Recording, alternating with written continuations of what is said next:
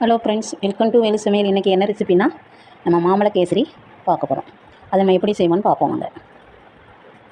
நெய் வந்து 2 ஸ்பூன் வானிலை ஊற்றிக்கணும். நம்ம அண்டிப்பருப்பு கிறிஸ்மஸ் பழம்லாம் வறுத்துக்கணும். வறுத்தது நம்ம எடுத்து வேறு இதில் வச்சுக்கலாம், பிளேட்டில். இப்போ சம்பா கோதுமை ரவை 1 கப்பு எடுத்துருக்கேன். அந்த நெய்யிலேயே அதை நம்ம வறுத்துக்கலாம். நம்ம எந்த கப்பில் ரவை எடுத்துருக்கோமோ அதுக்கு 3 கப்பு தண்ணி. அது நல்லா வெந்துடுச்சு. இதில் நம்ம மாங்காவை விழுத மாதிரி அரைச்சிக்கணும். அதாவது மாங்காய் ஒரு துண்டு நீங்கள் மாம்பழத்தை வெட்டி சாப்பிட்டுக்கணும்.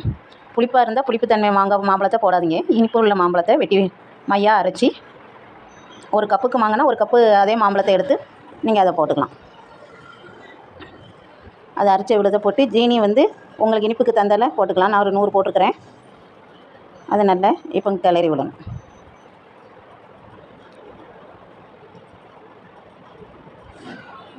ஏலக்காய் பொடி சிறிதளவு போட்டுக்கலாம். நெய் ஊற்றி நம்ம அதை கிண்டிக்கணும். நமக்கு மாம்பழ கேசரி ரெடி ஆயிடுச்சு. இதில் நம்ம வறுத்த அண்டிப்பருப்பு கிறிஸ்மஸ் பழத்தையும் போட்டு கிளறி இறக்கிற வேண்டியதான்.